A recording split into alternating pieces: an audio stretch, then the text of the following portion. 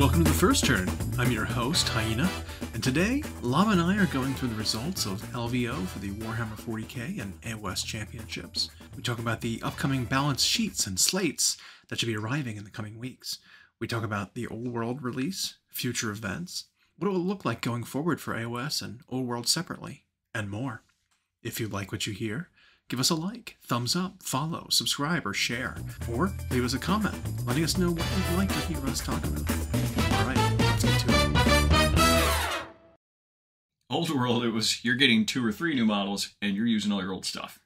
Yeah, like you said, as opposed to Imperialis, that's just, we're doing all of our old knights in a different scale. Doing all the old Titans and in a tanks different scale. and They're all in one game now. It's all new, so it's like, okay, I like this. So do I. Like, I hope this one takes off, because it's just all new models. You're right. Old World was, here's a character, here's a sculpt from 2008 that we're releasing with a gorilla face. That we forgot that was to. So weird, man. Oh, man, that one. That Bretonian guy on foot. He's so weird looking. Like, what? Looks like it was probably the paint job from back then, too. Yeah, that one was wild. Maybe they weren't releasing that. They were saying, hey, remember, we had this model back then. Maybe we're not going to release it and sell it. I thought they said he was going to be available. In Forge World Resin is what they said. Yeah, not great on that one. But, we finally got Old World in our local, because we hadn't had it, and nobody wants it yet. Yeah. I mean, like, 2 people coming in and got, like, the mini books for, like, the advanced rules for it, but, like, no core rule book, no nothing, no starter bosses. Yeah. So, but it's not like I want people to have a bad time. No. Right? If you want to be excited about Old World, be excited about it. My issue is that it's like cutting in line. Right? It's like, I am here waiting for something, and all of a sudden you jump in front of me and you get excited and get your thing first, and then exit. And it's like, I'm still waiting. That's my take a little bit, right? Because it's not like, the opposite, right? Where, like, Old World goes away, a new thing comes out. There is no more Old World. They're not releasing the models anymore. Here's the new game. I'm excited about the new game, right? Like, it's like, you had your turn. Yep. Now it's my turn. This is kind of like, we're just going to stick this right in here. We're going to spend, like, a lot of time talking about it, and everyone's going to talk about it. It's like, okay. And then finally, they released that MetaWatch article for AOS, and they said, oh, well, we haven't released the MetaWatch, the data slate yet, or the battle sheet, whatever the combination of words is, yet, which it was supposed to be out probably last month. But now the team is going to look over the LVO data, and we're going to release it next month. I mean, next month is not that far away. I mean, it's kind of like New Year's Eve. We are a month after Christmas now. Yeah. So it's like, it's not like, yeah, you're right. Yeah, full month. But it's kind of like when it's New Year's, right? And you're like, see you next year. And it's like, it's tomorrow. Yeah. Like, dumbass. But you're right. 1 week from today is February 1st. Yeah. Right? If I do the math right. And so it's like, okay, but 1 month might not be that far away. No. So could be, that's fine. But 1 month could be, 5 weeks away February, still. Yeah. And so it's like, I mean, this balance update is long overdue. And it's gonna Adepticon and Warhammer Fest are gonna have to decide if the balance data slate's valid in time. Which I hope it is. So I'm hoping it's closer to Feb 1 instead of March 1. Yep. Another thing I saw that Games Workshop did, and this isn't unique to the miniatures world, but there's been an issue with online orders really since like COVID with scalpers. And they keep getting around it, right? Because it's like, oh, well, we've got this queue in place. It's like, it doesn't matter when they're connecting simultaneously with 30 different connections. They're still going to get 30 in at the same time. Yeah. And those of us who remember when, in the world of computer gaming, when the NVIDIA RTX 30 series graphics cards launched, nobody could get them because bots went and ate them all up, and then sat on huge supplies of them for a year before trickling them out at massive markups. And then with the new Xbox and the new PlayStation, same thing happened again. So it's not super new to those of us in the nerd community to see stuff like this. Games Workshop noticed it was happening with exclusive items, box sets that were limited, or with these like leather-bound versions of their Siege of Terra books. They would only make 3,000 copies, 2,000 copies.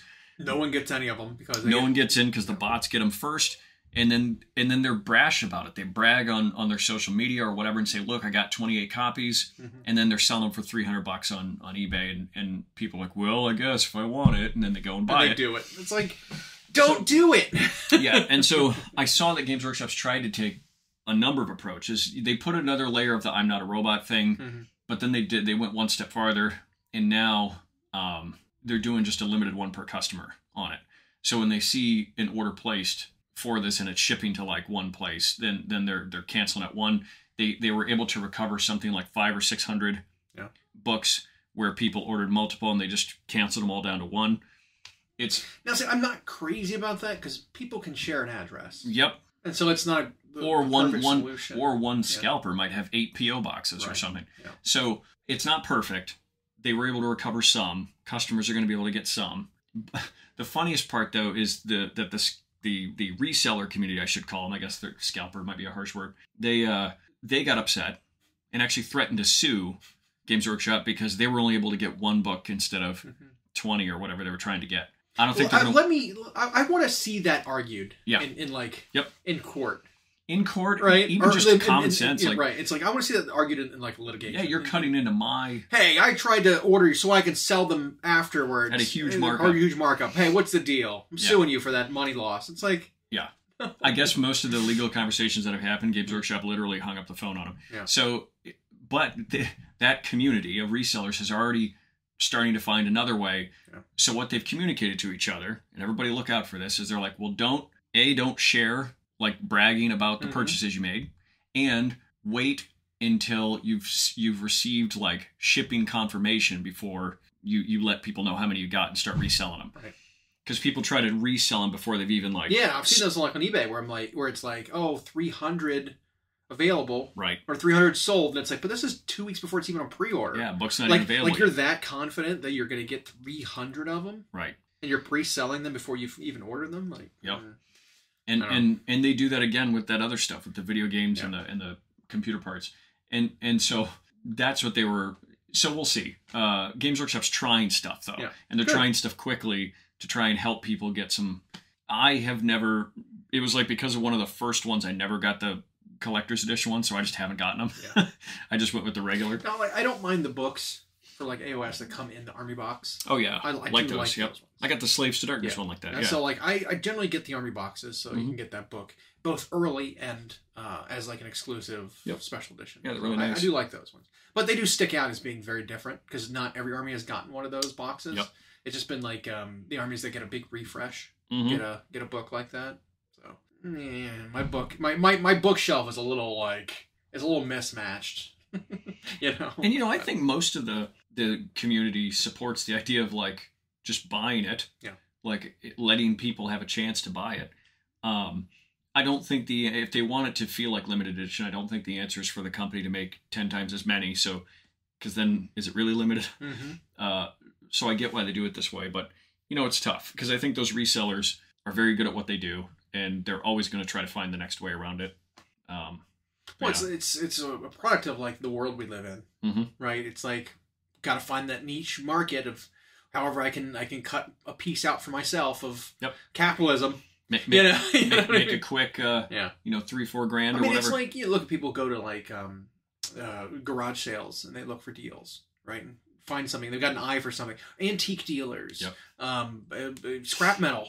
Like any of that kind of stuff. Or like I got my outs looking for specific things that people don't value. They don't know anything. About it. I'm gonna buy it for cheap, scoop it up, and I'm gonna sell it for high because I know find the people. Someone will buy it. Yeah, that kind of thing. And so it's like even if it's people right now who know nothing about these games, it doesn't matter.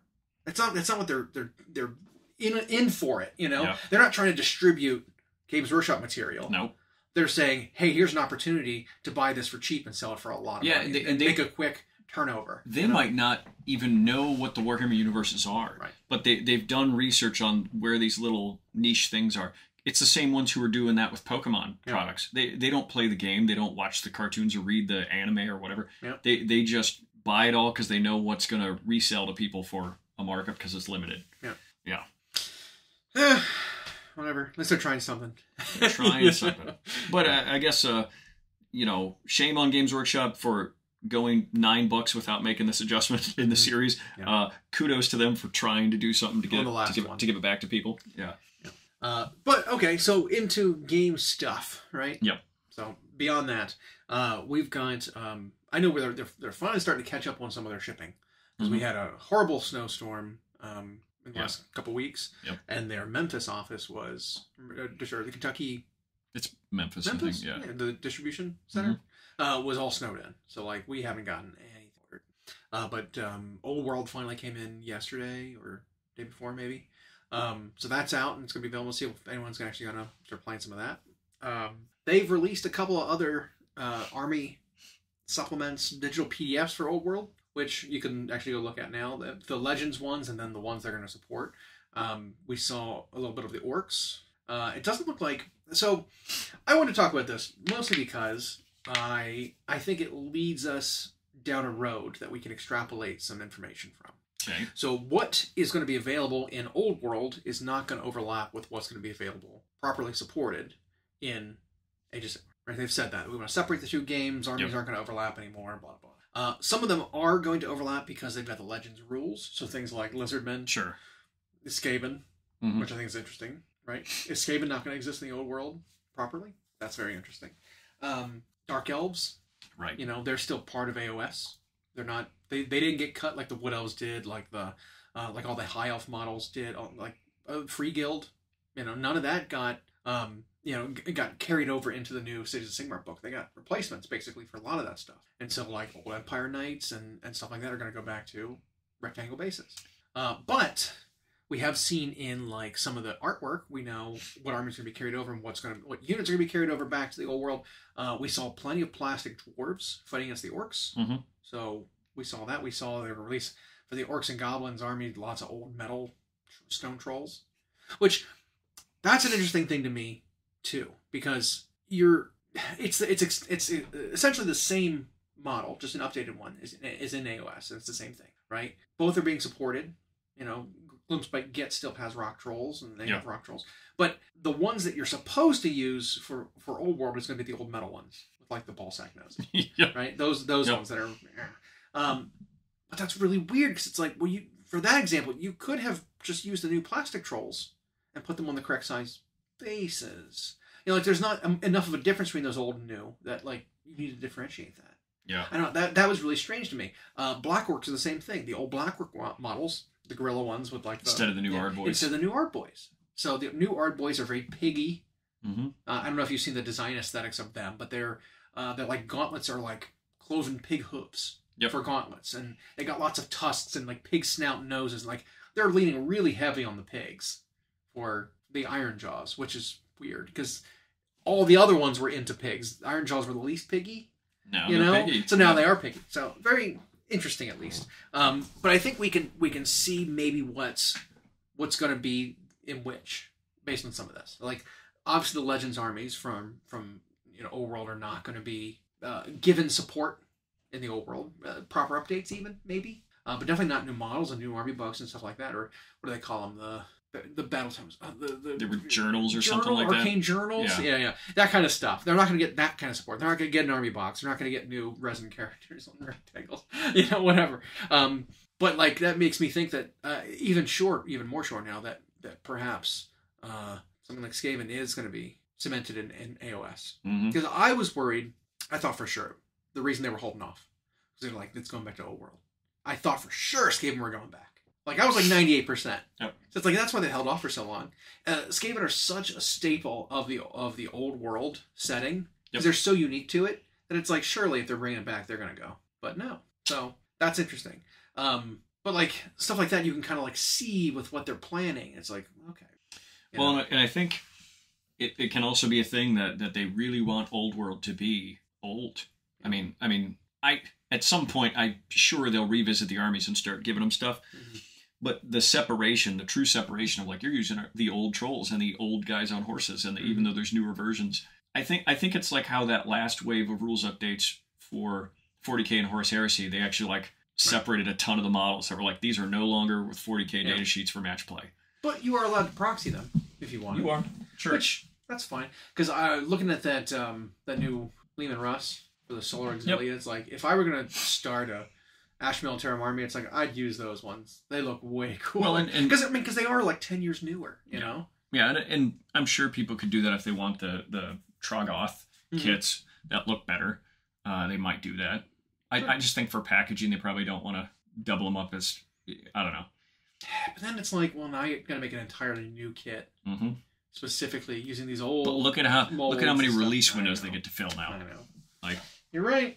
Yep. I wonder how much of it's gonna be made to order. Because like they do. There's like 3 phases. There's like 4 phases of products from Games Workshop. There's like stockist list, which is like 10 products, which I learned about recently. There's like 10 products that you're pretty much as a supplier for Games Workshop products, like a store, you're required to every 6 months or a year have 10 different products that they set as a list are required for you to stock. Because I think if they've done research, they've done market research, and it's like these 10 products are going to be home runs. You need to keep these 10 in stock because they're always going to sell. These are staples. A lot of it was, but some of it was like you need to have this Underworld's Warband, this one specific one in stock because this is like the one people like the most, and it's a gateway into the game. That kind of thing. So there's like always like 10 things. So there's like the stock list. There's like general availability stuff when they become available. Stores can order them. There's direct only, which you can't get through like a warehouse distributor. You have to get it directly from Games Workshop warehouse. So that's interesting. And then there's the made to order section, which is products that are not kept in a warehouse, but they're made to demand. Yep. And so like a lot of the old like Skaven metal models are direct only, but they're not made to order. It means they still have them. They just send them to you once you order them. They're sitting on those. Yeah. But I don't think stores can like order them regularly. It's just kind of bizarre. But then this made to order section is like, well, if you want it, we're gonna make it. It would be anywhere from 1 to 6 months, to get it to you.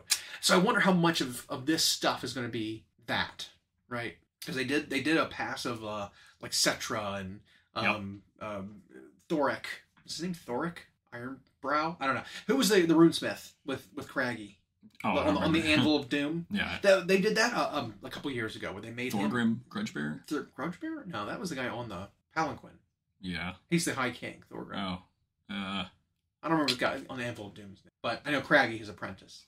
Craggy. We know Craggy. We know Craggy. Yep. Pete Craggy. Dominated AOS 1. How can we make him the most overpowered? Yep. Yeah. But I know because they did passes at some of these models that they are now releasing again back in the made to order section a while back, and they have a new window of made to order stuff for Orcs and Goblins and whatever now. But if they maintain the game through made to order, man, it'll just be slow to get updates. To get models for your army. Updates as in like additions to your army. It'll just be kind of a pain. Getting my hands on some of the boxes. The boxes look nice. They look old. They definitely evoke old fantasy. The way that like the artist designed on them, which I can't hate on. It looks good. But once you get those old models in person, you see them, like you hold them in your hands, you look at them, you're like, oh man. You can really tell their age. Yep. Like even the newer ones, like Tomb Guard, are still like, oh man, the design here is so weird because like the whole plastic aesthetic's updated since then. Yeah, because like look at new skeletons. Yeah. Versus old skeletons. Old skeletons used to be made up of like I don't know plastic tubes. Like they're chunky bones. Like those bones couldn't fit in a body. Yeah. Like it's. And their teeth and skeleton heads were just too chunky and they were too wide and smiley. It's just really bizarre. They've since made that better. Like look at the Ulfenkarn skeleton soldiers. Like those phenomenal models. That is years of development of model making process coming together to show off just the difference between old and new. But like I don't know. I just if someone wants to like rope me into playing, I've got an army already. Maybe I'll play, but I'm not gonna like champion that game and try to play it. Like I'll get some of the models. I really like that new orc model, the war boss that they showed off. Like that was a super cool model. I'd get that one. But like, do I want more green skins boys? No. Nope. There's a Paladin on a Pegasus that I want to get. I want to get some of those Foot Knights that haven't come out yet. There's stuff I want to get, but only because it's new models, not because it's those will go great in my Bretonnia army. It's new models and new style. Like yeah, exactly. Yeah. So just for fun, just for projects, not proxy to something else. Maybe even like add them as additions to like an AOS army. Put them on circles. Where they belong. Yeah, exactly. Because like I could see that, right? The new Foot Knights. They don't aesthetically fit with new Age of Sigmar, but you could proxy them as like these are my executioners. Instead of being like dark elf Yep. executioners, they're just these human executioners who aren't soldiers, or they don't follow orders. They don't, congeal with the army. They're just fighters that don't really, tie in as effectively. Something like that. I can see that. Speaking of Cities of Sigmar, they took first and second at the Age of Sigmar championships at LVO. Yeah. 385 players, which was one of the biggest AOS single tournaments, I think. But yeah, Cities. Well, I told you how bonkers that we saw lots of this unit. The command corps with like the assassin and the knight and the bird dog and the little dragon dog. I told you how bonkers that unit was, because with how many models are in it, plus healing abilities, plus CP disruption, plus just durability, damage output, and then the cost. Like they are a steal. I think there was something like 21 wounds in the unit because there's 7 models, right? Or maybe it's 18 wounds, but they were like 150 points for 18 wounds, and they could all fight, and they all did stuff, and like the surgeon heals, and like the winning list I think had 2 units of it. Yeah, because they're just a good unit. They're like one of the better like offensive units in the game too for that army. Yeah. Because like I said, they don't have the foot punch unit like they used to, right? They went from having like 3 kinds of cavalry plus 4 kinds of infantry on foot down to like a defensive like shieldman unit. Because the normal guys just aren't fighting at all. They're not good. No. Or like the really heavy armored riflemen. So it's like that's your 2 choices. So what else do I have that's sort of elite foot unit that can go out and do stuff? This character unit can do it. So you play 2 of them, and the guy runs out with an AP3 weapon that does D6 damage. The other guy's got 3 swings at damage 3, whatever. Except the list date since you had that unit in it? Yeah, I believe so. I mean, both lists had it, but like the one had 2, plus like a griffin and a bunch of knights. So they had Battle Mage and Celestial Hurricanum. Yep. Battle Mage with an Arcane Trinket. Alchemite Warforger. Yeah, he's stable. Steam Tank Commander. Oh, no. The one you sent... So you sent me 2. One of them was just steam tanks. All steam tanks. But it had Free Guild Command Corps. Yeah. 170. Free Guild Command Corps. 170. Yeah. So 2 of them in that one, too. Yeah. And then the other one... they both had 2 units of Command Corps. Yeah. Very different lists, though, otherwise. I think the steam tank one is hilarious. Because that's at the battle line. It was 4 steam tanks. Yep. That cracks me up. I've wanted to run that list. That list is hilarious. I've wanted to do that. Yeah, that's really funny. Did they take Wild Shape? What is it? Wild Shape, Beast Form, whatever that's the spell. In the tank army? Yeah. There's one of them where it's like... They took Universal Spell or Levitate, Realmstone Orb, okay. Wild Form, that's the one. Okay. Merciless Blizzard, yeah. Divine Champion, Maestro Vivetti, Magnificent Macroscope, and then Heal. Yeah. Yeah, those 2 I think ended up in the final against each other. But 2 wildly different lists. And maybe I'm wrong. I feel like Cities of Sigmar took a second to catch on. Now granted, everybody had to wait for the official book to come out. Yeah, that took a while. But when they first came out and they weren't playable, they were down in the 30s, like not doing anything. And then now they've jumped. Well, they really tanked the effectiveness of the shooting unit because they lowered their point, or they increased their points by a lot. Like the unit went up by like 50. They were like 150 and they're like 200. So like they're expensive now. But they were too good before. I think they overdid it because then but neither of these lists ran any of them. Neither of these lists ran the steel helms, any of the infantry. Basically, all the new stuff they released, nobody's running any of it except this one Command Corps unit. Like that's it. And so saying the book is like, oh, it's really good. It's like, there are builds. There's a lot of stuff that's in there that's good, but it's like they kind of missed on the rules of the new stuff. Yeah. And I feel like they kind of do that sometimes. It's like, yep.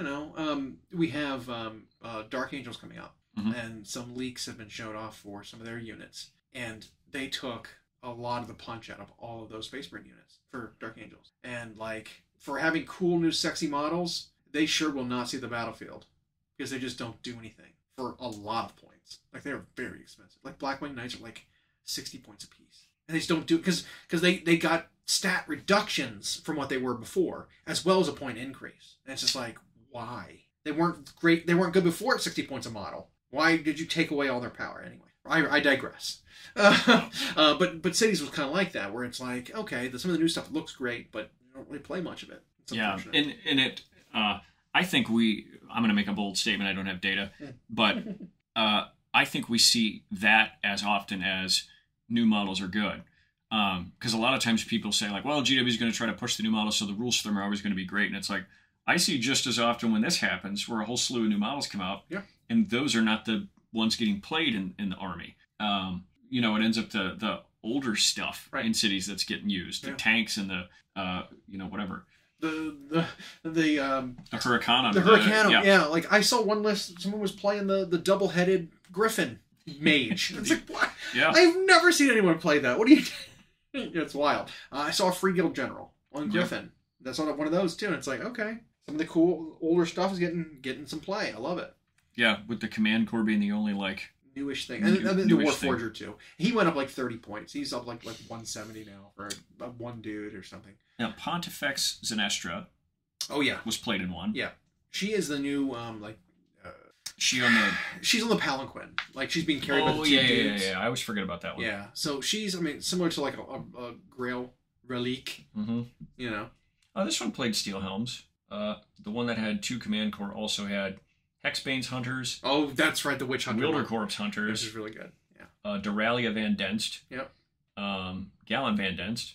We like a Witch Hunter army. This is the other army Haskell Hexbane. Yes, this is the army I was putting together. Yeah. Remember, I was doing the Witch Hunter Warband. But it did run 2 units of Cavaliers, 1 unit of Steel Helms. Yeah. So it ran some of the new. But no one's playing like the Ogre with the pole. No, definitely not. Yeah. It just doesn't do much. Because you can take something like Duralia Van Denst, who is hideable. Yeah. Can sit still, pop you for 4 damage or whatever. Mm-hmm. Like, she's real good. I love the idea of doing like the Witch Hunter army. It's like the Wilder Corps or that. That's a list you might try. Give it a shot. Yep. Hexbane and the Hexbane Hunters I've always loved. I thought they were great. There's the new little warband coming out for the character warband coming out for AOS from Black Library or Warhammer Plus. That little like group. Mm-hmm. They're going to be Witch Hunter warband kind of characters. Stitch that in there. Yeah, stitch that right in there. No problem. And then they didn't top 4. The other 2 in the top 4 were Blades of Corn and Caradron Overlord. The Caradron Overlords wasn't much new. Kind of the same thing with the Frigate or whatever the big one is. Ironclad. Shooty. Yeah. And but there's not much diversity in that army. No, they just don't have enough. So when they're good, it's a list, and when they're not good, it's because they only have a list. There was a Stormcast that performed really well. That was like a mortal wound machine, right? Mm-hmm. Meteoric Standard. He had three battle standards that dropped meteors. So like you'd group up like early game when like you haven't spread out yet. It's just 3 or 4 units caught in the blast. Each take mortal, like D3 mortal wounds or D6 mortals, whatever it is. Like, okay, yep. It's nutty. And then what are the Dracothian Guard Tempestors? The Tempestors are the bolt rifle guys. And they're on cat, dog, dragons. They're on the original dragons. The old ones. Okay, yeah. The original ones. So they ran a unit of those at 420. Tempestors, yeah. 2 units. And then one reinforced ones, 210, double. And then one of Fulminators. Fulminators are the spears. Gotcha. Yeah, the Fulminators are still so good. They also ran the Vanguard Raptors with crossbows. Which I'm surprised by because they're so expensive. And then the Evocators on Dracolines. Yeah. Boy, they had cavalry. Yeah. Cavalry galore, and then a bunch of Night Vexillors with. It's really funny. Standards. So that was I tell you what that was a list. That's similar to a list that I wanted to do back in the day. Was that the Trumpeter one? Yeah, the Trumpeter. 2 Adepticons ago, the rules for the Trumpeter would do this, but you weren't limited to once per game because it's right now those battle standards are limited to once per game. You can drop a meteor, and so like you better make really good effect out of it because you get it once. Whereas with a Trumpeter, it's just anytime they're skirt around terrain, you could just toot at a piece of terrain and they take mortal wounds. And if you have 5 Trumpeters, all 5 Trumpeters can toot at the same piece of terrain and just you take 5d3 mortal wounds for everything within 1 inch. Yep. Like that's real. That's it was real. It was also like a thing you were coming up with because at the time the Sylvaneth jumping around in terrain could basically teleport. So you'd set up your Trumpeters. And they had changes. The Wildwoods are not visible as long as you're on the other side of it. It affected you, but it didn't affect the Sylvaneth's line of sight. So they could sit behind a Wildwood and shoot at you with great bows, and you couldn't retaliate. So I'm like, I'm gonna trumpet. I'm gonna blow that. I'm gonna huff and I'm gonna puff and I'm gonna blow those trees down. Yep. Yeah. But I was actually kit bashing. I had gotten 3 of the models done-ish, but I was kit bashing a band. It wasn't all gonna be trumpets. It was gonna be a guy playing a guitar. It was gonna be a guy with a cymbal. It was gonna be a 5-man band. Mm-hmm. It's gonna be the 5 characters. Yeah, and so even though like when you just look at here's what top 8 was, and you saw that 2 of them were Cities of Sigmar, people were like, oh, it's dominant. But the lists were wildly different. And then what we saw among all the guys who went like X1 or better, the lists were all pretty radically different. Like AOS is still just rich in variety in terms of what's playable. Yeah, big time. Well, it's like we saw that Skaven list that won about a couple weeks ago, and it was like no one was on this, like, bring all of the chariots and just summon vermin lords. Like, that's hilarious to me. I love that. And no one realized how good the flails were. The Plague Sensor Bears, because they were and really, they're really good. Either direct or made to order one of those. Because they are metal. And I was looking at the price. They went on a run for a while where nobody could get them. Yeah, and some of those models that are metal are just extortionate, just how much they cost. Yep. It's absurd. Globadiers are like that. It's so expensive to get a unit of Globadiers. But those ones weren't too bad. You end up getting a 5-man for about $40. Which, in today's market, a 5-man unit is like $60 in most armies anymore nowadays. So $40 is like, that's a good deal. Didn't used to be. Now it is. You know, and so if you're running an army that's got double reinforced, 2 units, you need 6 of them. I mean, that's not too bad. You know, to make that army, you know, to build that army out. Yeah. And when people saw that list, they all went and bought it. Now, it turns out that particular list is like not easy to play correctly, and the person who did it was just... Well, it's such a backwards way you have to do it, because you need to take some damage on your chariot so that they can peel a doom and summon the vermin lords, because you can't do it while you're full health. I think was the idea. And so, like, you have to, like, skirt that line of being like, well, I need to take damage, but not die. Yep. And so it's a little risky. So I'm sure people have tried it, and it has failed spectacularly for them, because again, it's not the way they want to play or they're used to, and then it ends up being just not great in their hands. You know? Yeah, so it's great to see that game, this edition, has just, even if another one's right around the corner, has just been so much variety. In 40k, I have to say, there was also a ton of variety in their top 16, really. The only major repeat was Leagues of Votan had three folks top 16, but otherwise it was like the top 8, you had 8 different players. I guess you can count Siriani and Eldari as kind of the same umbrella. Yeah, but I don't know why they differentiated that, because that's odd. One's craft worldy. I mean, unless you're specifically saying I'm craft world, no Harlequins, no, you know, nothing else. Yeah, because in that you ended up with Chaos Space Marines, Eldar, Leagues of Votan, Black Templars, Necrons, the other Eldar, Astral Militarium Tyranids. That was going into the last whatever. How many Chaos Space Marines? Just one. How many regular Space Marines? Black Templars. Okay. So Black Templars really still winning. That's interesting. And then also in the top 16 you had a Tau. You had Space Marines featuring Amarnius Calgar, which for some reason they call Raven Guard because it's the Vanguard detachment. but it's Marnius Calgar rules plus the Vanguard detachment. There was an Adeptus Sororitas, and there were Grey Knights. So the top 16 had like so many of the armies represented. Armies, pretty impressive. So both games seem to kind of be finding a smooth swing with updates. I will say that while 40k is still in the best state it's been in a long time, maybe even ever, dare I say, I know some folks are still burning out on it just because it is still a frustrating grind, right, to play the game, because it's like, I think I've talked about this before, but like the way that they did the stats this edition was a positive change, right? They weren't capping the scale at 10. Things can go beyond that 10, like they never did before. Strength and toughness wise, that sort of deal. And so that's a positive thing. Now you've got this larger spectrum of things you can do with units and stats now. But they only really touched that sort of at the top end, right? Like vehicles got adjusted to be, instead of all strength 6, 7, 8, now it's strength, our toughness 8, 10, 12 up in there now. But like the guns that are meant to counter them did not get the same treatment. They all pretty much kept their strengths. And so it's like a lot of armies don't have specialized anti-tank guns or anti-monster guns or whatever that can deal with that high toughness. And so a lot of armies just bounce. And so the game ends up being a little one-sided a lot of times, because it's like, I can't do anything to my opponent. They're just running at me, tying me up. I can't kill them back. I'm losing with no points gained. Yep. Because while it is an objective game, if you can't get to any of the objectives because your enemy is outnumbering you... Or those vehicles or monsters can, with aid of some move shenanigans, like run and just block these lanes off. And then you cannot deal with it. Yeah, it's a transport, and you can't kill it. And then there's guys in it that are gonna get out and block you anyway. So it's like we see that sometimes. Yeah, I've seen so many guns remained at 7, 8, 9. Yeah, and didn't. I mean, some things like your missiles, hunter killer missiles, and stuff like that got boosted. Yeah, like 2 guns went up. Yeah, that was it. Las cannons went to 12. Hunter killer missiles are 14. Yeah. Like that was really the only change. And a lot of guns hung around at 7, 8, 9. But if they wanted those guns to be there because now they were going to be your tough 6 killers, right? That's fine.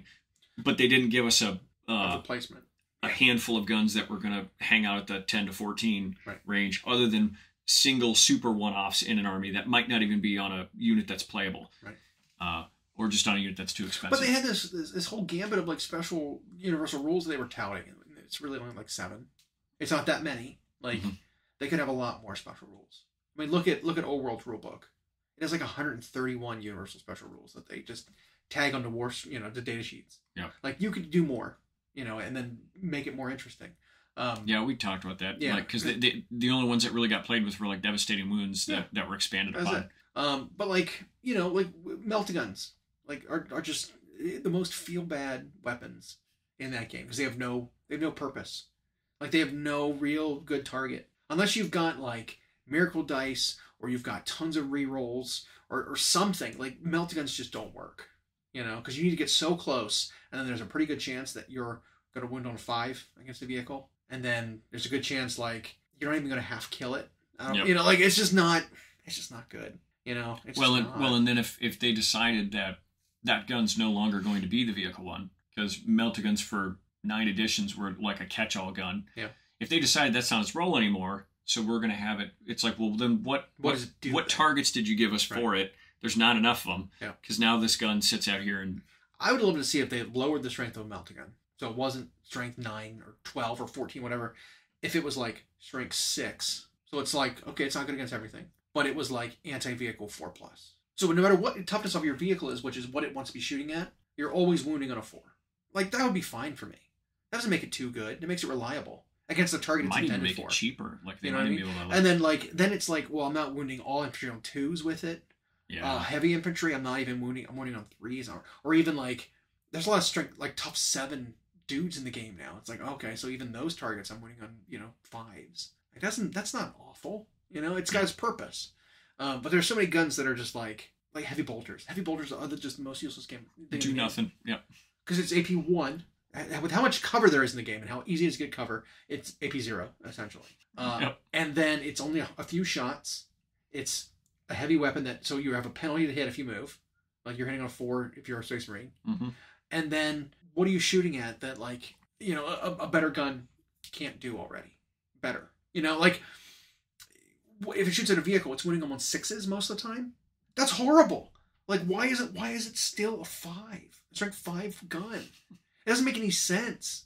Like that's an example of where like, oh, if you stretch the scale up, some of these guns should have gone higher. Like an autocannon should have been like strength 9 now. An assault cannon should be like strength 8. A heavy bolter should be like strength 6, strength 7, somewhere in there. Because it's like the scalability and then you can give some toughness back to some of the other things that are low to make that lower scale better. Because it's like. What's interesting is this might actually all just be setting a stage for 11th. That sounds stupid because we're not even a year in 40k 10th. But why I say that is like, if you remember, 8th edition was a massive overhaul of the game because from 3rd through 7th, the game used the same rules. 8th was a massive overhaul, but they introduced a lot of things that didn't come to fruition until 9th. Sure. And now 10th, we've seen a big change in the game, but all this stuff feels incomplete. Like, well, you made more granular the strength toughness window, and you're trying to give everything this like focused role in the game, but you left this big chunk in the middle of stuff that feels like it doesn't do much. Right. Now I know that, there's thousands of unit profiles and weapon profiles they have to try to manage in this game. But there's a lot of archetypical ones. Ones that are iconic. Yeah.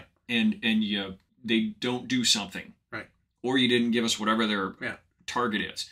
So I wonder if this is just all like we're experimenting with all these new ideas. 11th is really where this is going to... And while there are probably like 100 different data sheets of just Space Marines, of Space Marines on foot, if you took all of them and just said Space Marines +1 strength tough, Right. That affects them all. You know, you don't have to like granularly manipulate. Space Marines are all now just base tough 5. Mm-hmm. You know what I mean? Something like that. And then it's like, okay, well now this works. Now I can make maybe an Eldar model toughness 4, right? Because now it's not as tough as a Space Marine, but it's tougher than a human, which it should be. Right. You know, so it's that kind of thing where you can start to like fine tune some stuff at the lower end. Because like in previous editions, having +1 strength over top of something else was a big deal. Like it mattered a lot. Yep. Think about like 6th edition, right? Every +1 you had on your strength over the enemy's toughness, you got +1 to wound. So if you were strength 5 shooting at tough 3, you were winning on 2s. Yep. If you were strength 6 versus tough 4, winning on 2s. So back then it was like, it didn't matter if we fine-tuned it, right? A strength 5 thing against a 3, you know, whatever the race is, you're all just tough 3. You're all going to be winning on 2s. We want that. It made more sense to have them all just generic tough profiles. Mm-hmm. But like now it's like, man, you give something else now a toughness boost, and it's like it makes everything else feel worse. Like look how durable Custodes are. For whatever reason, they're all strength like tough 7. You know, like Centurions tough 7. A lot of the orcs riding on things are tough 6 or 7. It's like there's a huge difference now, especially when the guns didn't go up in strength. All these strength 4 or 5 guns are now 5s and 6s against orcs. Bouncing off them. It's like this feels awful. Meanwhile, the orcs are running in with chopping you with strength 7 weapons with 2 AP, 2 damage. So they're like each thing going through. And it's like how many more points are you? Like 20% more. It's like it's absurd. Anyway, they need to fine tune some of those stats. Is what I'm getting at because there's room to. The when they do it is an issue. Right. Like when do you do it where it's not like, well, we now undo everybody who got Codex Space Marines or there's a big tournament coming and we make these huge changes 1 month prior. Like, so I don't know. Where's the window where you change it, where you disrupt the normal cycle the least? Yeah, where you change that granularity to mean something. I don't know how you do it. And so, and you just like, you're going to start doing soft editions every year. Digital rules would be a way to do it. Digital rules. Where you can update in real time and not have to worry about publishing books. Yeah. But I kind of feel it's the same way with most edition changes, right? Whoever gets the earlier books ends up being weak by the end of the edition when everyone else has their book. I mean, we're not at the end of edition for 40k by any means. Yeah, but it feels like Space Marines is already a weak book compared to the ones that are released, because it's like... Well, there's only been 4 armies.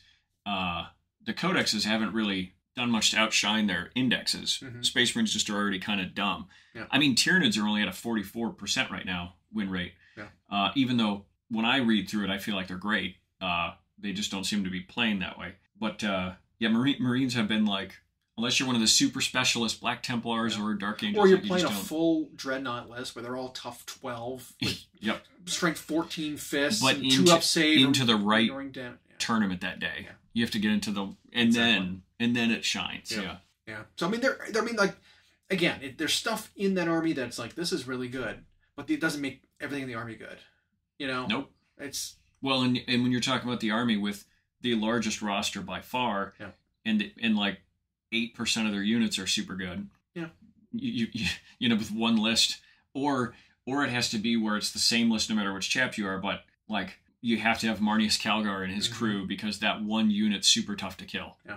I pointed that out, that it's like there's no real foot Marines being played right now, and someone was like, oh, well, here's this list that has foot Marines on it, and you look and it's like, okay, this is all Gravis armor, all Gravis and Centurions. Like, what's the common thing there? Oh, they're all higher than strength and tough 4. Yep. That's the common thread here. Because Gravis, you know, what do you call them? Aggressors are all power fists. It's like, go figure. When you got Space Marines that are strength 8. Yeah, and they can actually fight. It's the power fist and moonshoot guys. Yeah, and then Centurions, and then Marnius. Marnius with his honor guard. Yeah. And then attached to another unit. They're super tough not to crack, and that was really just a foot counter to like a lot of the Chaos Cultist units, because he could bounce a lot of those off of him a bit. But that was no different than when we were at Midmo and people were running the Dreadnoughts, because the Dreadnoughts could absorb that Cultist unit. Yep. Take nothing. Yeah. But those armies weren't running into other armies and doing well. They were running into Eldar and having a bad day or whatever. Yep. So. It's a meta call. It was I think it was when the Chaos List was super popular. And so because there are so many things that are like that, where it's like this is great against this other thing, but horrible into this. It's very like rock paper scissors. It's a grind. Almost like list construction, and what you're facing against really determines if you're going to do well or not. Like it feels bad, but it's like, okay, well I lost before round one because I just don't match into this. And so we've got some folks who are playing. A lot of times they play against the same people, and so they're seeing the same armies over and over again. Which is a different kind of burnout. And it's a different burnout because it's like I'm tired of fighting this army because I lose every single time. I don't want to fight. Or even if you win, it's like I'm tired of that play style from that person over and over. And so that's kind of what we're seeing a little bit of. Like we're getting great turnout results for like tournaments and stuff. Well, all these, I mean, look at LVO. They had 844 or something for that event. That's ridiculous. Yeah. Yeah, we had signed up a small RTT locally, and we had 28 sign up minute one, and like had a 20 deep wait list. Yeah. That's pretty crazy for being like, here's a very minor event. And it was a 1 day, 3 round. Yeah. That doesn't mean anything. Yep. Like everyone just wants to play, which I love. Like I love that idea. So just that people are excited to play because it is like I said, it is probably the best edition so far. It is. Well, in most factions, while waiting for their codex, they can have multiple builds. A lot of the factions get to have fun right now, and I see the grind. Like when you're talking about players who play against the same people over again, that's not the game's fault. Mm-hmm. But a part that is the game's fault is you have this big section like we talked about of units and weapons that kind of don't do much, but at the same time the stuff that does get played is very high lethality. And even when your goal is to just score, it can feel weird when you're scoring with the 600 points of your army that are remaining after turn 1.5 or turn 2. So I can see, but I don't know where you strike a balance here. You got 24 armies trying to play. You're going to have ones that just match up bad. I don't think you can have 24 50-50s. You're right. And now even chess that has 2 armies isn't 50-50. Nope. So there's stats for the go first, go second, and then the other I guess issue you kind of run into there is like if you don't have it lethal, you end up with like Death Star editions, which are just as bad, like stuff that never dies. You're rolling all this dice and doing nothing. Yeah. Well, I mean, we see a lot of that. I mean, but that's part of it too. It's like small arm fire against vehicles, which some armies are all vehicles. You do nothing. Your entire shooting phase, you don't do any damage. That feels awful. Yep. Or like there are certain units that are just so durable. The Catans, Necrons is a big culprit. The Catan shards and like Wraiths, they just their stats are so good that it's like I have damage, I feel no pain, I have a really good invul, and I've got good wounds, I regenerate. It's just like, man, I need to be able to do more to these units, and I just can't. You know? Yeah, and so you have to start wondering if it's like, well, mathematically I can damage it, or I could ignore it, and then it's fighting me full strength all game. Right. Like, yeah. But but they were we were talking earlier about Old World and them doing their first event at Warhammer Fest. Which is the event after Adepticon. Yeah. It's going to be the first like Games Workshop Old World event. And they released a play packet on what they were going to be running. And here, let me pull it up real quick. It was kind of funny because they're already starting to like restrict things. Based on like zero playtests? Exactly. I mean, from the community? Yeah. Oh man, where was it? I had it up. Battles, the border print. Oh my gosh. There was a sheet though that was like, here are the rules for the event. And it was like, rule of 3 was going to be in play, so you can't play more than 3 of the same unit. Okay. It was going to be like, only this number of points of things can be brought from this classification. Like it was like drastically restricting. So they're heading off spam early. Yes. And it's probably because they either encountered or discovered something where it could really be exploited. Or it's just like, we already know that if you spam a unit, it can you can completely outplay your opponent by the fact that maybe they can't do anything to you. Skew them. Yeah, yep. Skew armies are horrible to fight in any game. Let's see. Is this the right one? Mustering an army? Oh yeah. I'll read it to you. As described on the page 278 of the Old World Rulebook, the number of some of the available units is restricted. In match play events, there is an additional limit of 0 to 3 applied to any unit that are not otherwise restricted by the Army's composition list you are using. So some things are already restricted. Everything that isn't restricted, maximum of 3. It's like, ouch, that stinks. You know? Mm-hmm. And then no mercenaries or allies. So you're restricted to your army. Like the old world rules allow you to bring ally stuff in.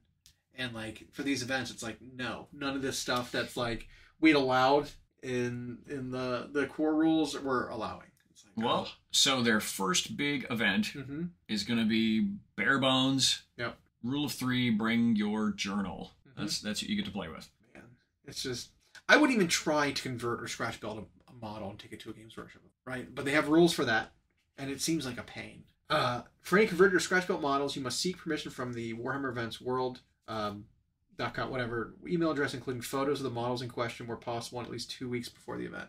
So you get all your models that aren't official or like that have conversions. So you have to get them all approved. And if you don't, you have risk of getting them removed from the table. It's like, oh, that's rough. That's rough.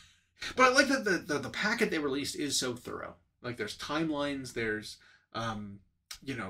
codes of conduct and policies for judging and quitting, dropping out of either a game or of the tournament. There's like procedures for dropping out early or conceding to your opponents.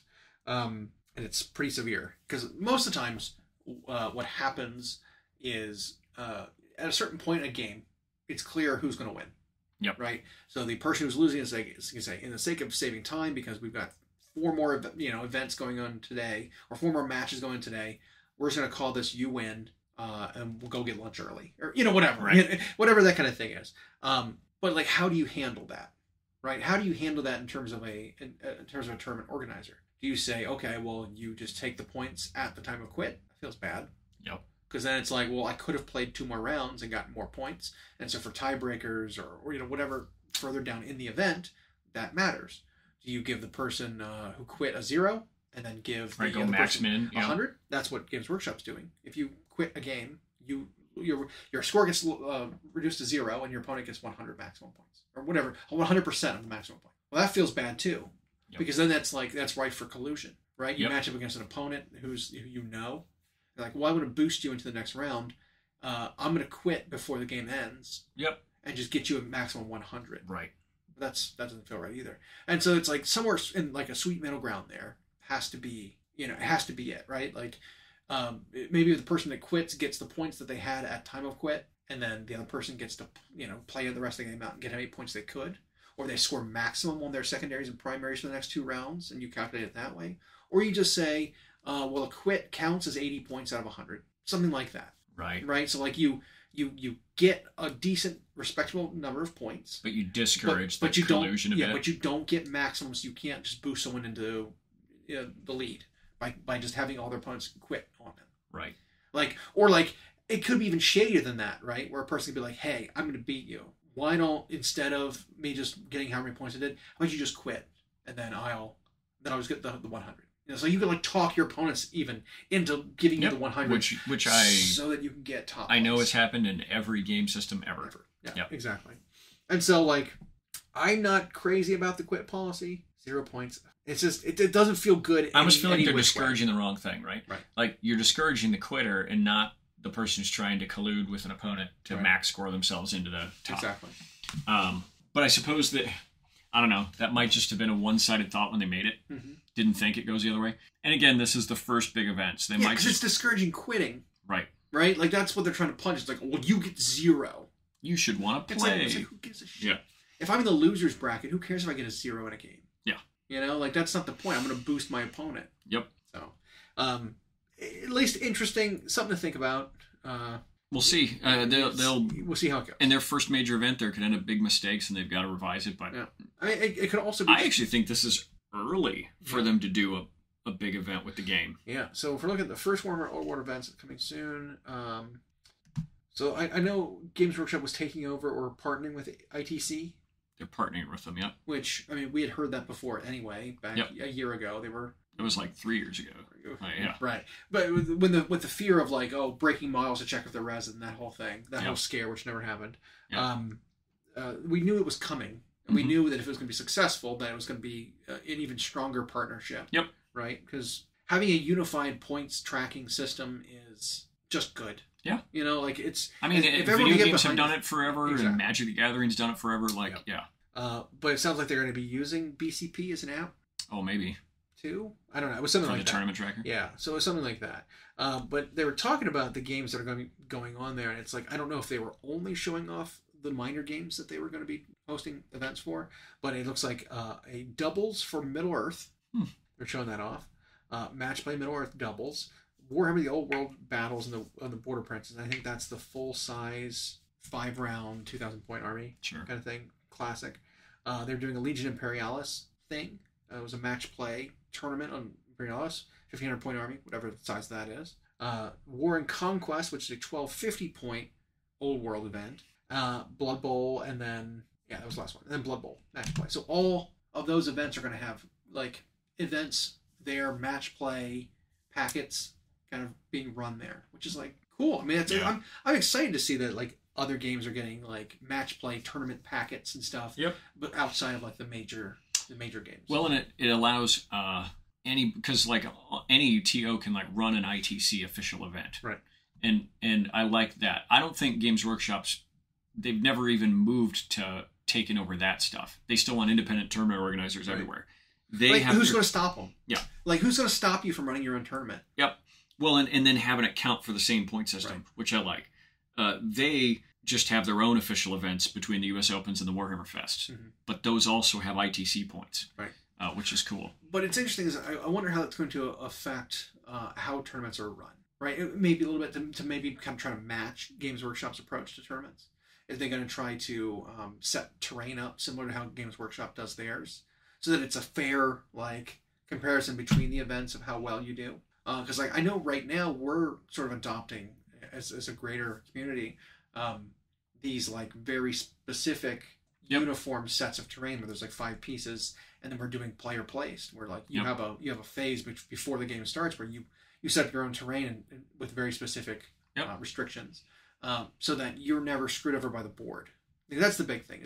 We want every player to have the best setup, best scenario that they can think of for their half of the board. Makes a difference. It does. A big difference. Because that way you never feel like you were cheated out of it because like I matched up on this board. This board was not favorable for me. Well, that board plus X deployment. Right. And while they released in their tournament packet table layouts that are official. I know some people use that one, and then some people use the player placed. I've heard the Games Workshop reps applaud the player placed thing. They just use their own packet for their events. So, which by the way, that can also affect results when you're talking about LVO versus U.S. Open. Big time. That's why we saw, back early 9th when Blood Angels was doing so well. Yep. I'm like, why is Blood Angels able to perform well when Space Marines as a whole were not? And it was because of the density of Games Workshop's terrain packets favored the 12-inch movement of the jump pack infantry. Yeah. And of all the jump pack infantry, Sanguinary Guard were the best ones. Yep. Because they were 2-up saves. They had invulns, I think. Or was it just Artificer armor? I think you could give them Storm Shields or something, and Power Axes, whatever it was. And then they all had like Mastercrafted Storm Bolters, as well as the +1 to wound on the charge. Like they were just amazing. They were just amazing units, and they couldn't be targeted most of the game because they could hop from terrain to terrain. Yep. And then charging didn't require line of sight, so you could always like get there without being overwatched. It was like the perfect scenario for Sanguinary Guard and Blood Angels to perform well. And no one else Space Marine wise could do it. Nope. It was just them. But it makes a very big difference because you're like, you see these outlier armies, it's like, how did that work? It's like different events. Yeah, and differently. But what I've seen from at least the upper echelons of the tournament community in terms of rankings is they've embraced that depending on the event, they're going to have a different terrain set. They're like, okay, this one's going to be their packet. So they prepare that way. Good practicing makes a difference. And then they'll be like, well, we're going to this one. That's going to be player placed. So now I want to play this instead. And so we've seen different results there. I think at the GW map ones, you see less cast Space Marines, whatever, all of a sudden more Leagues of Votann, less Tyranids, more, I mean, Necrons are just really good, but then it was like, on the player-placed one, it was like, well, Tyranids now perform a whole lot better in that one. Mm-hmm. Or Grey Knights might perform, or a lot more Chaos Space Marines perform well at that one. So I think that's interesting. You almost have two metas. Right. Both varieties, though. Well, it's like any kind of game where you got like a different map. Yep. Well, this army is good against, these armies are good on this map. This one's good on this map. Mm-hmm. Look at things like StarCraft. Like certain maps just favor the Zerg. Yep. Or even a certain player. Because there's bigger space. There's bigger spacing, so like Zerg does better. Like that kind of thing. So yeah. It's definitely something to like to take a bite of and chew on. But we are fast approaching Adepticon, and even though we've talked about it for the last 2 months, it's like we've got like 4 Paint Mondays left, and we might have to double up on some weeks. To get some. Because I went from like, since I've committed to just doing the one project, I'm comfortably going to get it done, to like, I'm running out of time. Yeah, it's exciting. I'm pumped. I can't wait. I'm really excited to go. Yeah, I need it. It. It's just like 6 months is always too long. Yeah, it's too much. Mm-hmm. So, yeah, but there's more that we end up needing there, than just the 4 days of nerddom and painting competitions and games that we play in. I mean, we always have food spots. Absolutely. Some of our favorites are gone. Some of our other favorites are changed. Yeah. But we always find something new, something good that we can go back. Sometimes it's okay to prune it. Sometimes it's like, okay, we've cut back to we have one now that we always go to. Now we got to find the new thing. Like breakfast wise, Wildberry is still super good, super great. Yeah, always gonna go back there. And that's whether you like your stack of fluffy carbs in the morning or whether you like your pile of protein. Mm-hmm. They got them both. You just want juice? We got you. We got juice you. Flight. Yep. Whatever. Yeah. Whatever it is. Like, this is great. Yep. But speaking of, I could go over some pancakes. Breakfast for dinner's fine. Yeah.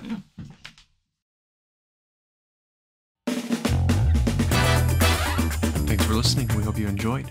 Check out our new episodes every Friday on Google Podcasts, Spotify, and Audible, or on Podbean. You can also follow myself and Llama on Instagram for more. We are at Hyena Paints Minis and at Llama Paints Minis. Music provided by Kevin MacLeod at incompetech.com. And as always, we